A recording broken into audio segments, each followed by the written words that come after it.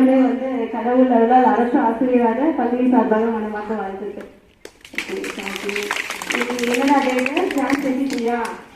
சரி, ஓகே. யாரோட birth anniversary பிறந்த நாள் அப்படின்னா யாரோட பிறந்த நாள்?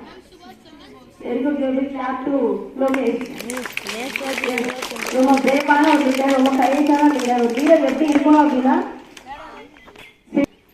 லீடர் எப்படி இருக்கணும் அப்படின்னா ரொம்ப லீடர்ஷிப் குவாலிட்டியோட இருக்கணும். முக்கியமா தைரியமா இருக்கணும். எந்த முடிவு என்ன பண்ணக்கூடாது, பயப்படவே கூடாது.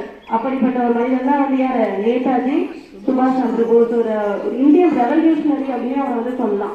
ஏன் அவர் மக்கள் ரொம்ப பாசமா இருப்பா? நேதாஜி தேசத்தின் தலைவர், ரொம்ப ரெஸ்பெக்டடான லீடர் அப்படின்னு ஏன் சொல்றாங்க அப்படின்னா, இரண்டாம் உலக போர் செகண்ட் வேர்ல்ட் வார் நடந்த டைம்ல வெளிநாடுகள்ல நூற்றுக்கணக்கான எதிரிகள் போர் கைதிகளா இருந்தாங்க. அவங்க எல்லாத்தையும் ஆர்கனைஸ் பண்ணி ஒருத்தர் திரட்டி என்ன பண்ணாரு?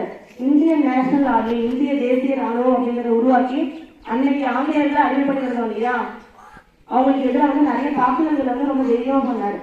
ஸோ ஒரு வெற்றி அடையணும் அப்படின்னா பொதுவா முக்கியம், அதுக்கப்புறம் தைரியமும் ரொம்ப முக்கியம். சில இடத்துல சில டெசிஷன் துணிச்சு எடுக்கணும் இல்லையா? துணிவே துணையே சொல்லுவாங்க இல்லையா?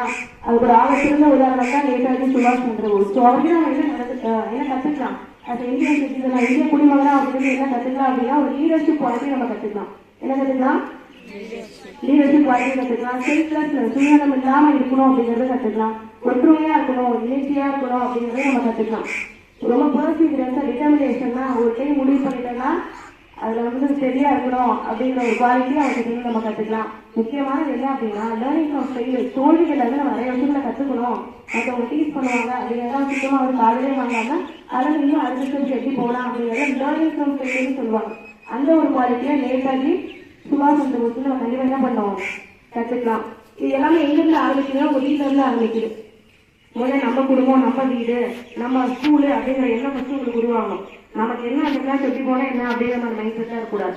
அது ஒரு சிறந்த எக்ஸாம்பிள் நேற்று தான் பார்த்தேன். பொங்கல் நம்ம சூப்பரா செலிப்ரேட் பண்ணிட்டோம், எல்லாம் கிளம்பி போயிட்டோம்.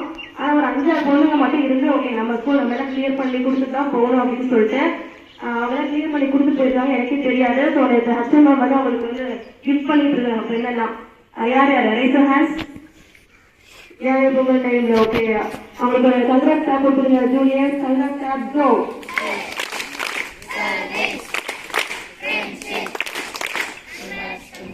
இங்கிருந்து வளர்றதுதான் அந்த நம்ம ஸ்கூல், நம்ம பள்ளி, நம்ம நாடு அப்படிங்கிற குவாலிட்டி எல்லாமே. ஓகேவா? Okay, thank you so much. All the best. ஏதாவது இருக்கீங்களா? வாங்க வாங்க வாங்க. Sorry, what's your name? Kavithai. Okay, let's play the birthday song. அனைவருக்கும் காலை வணக்கம்.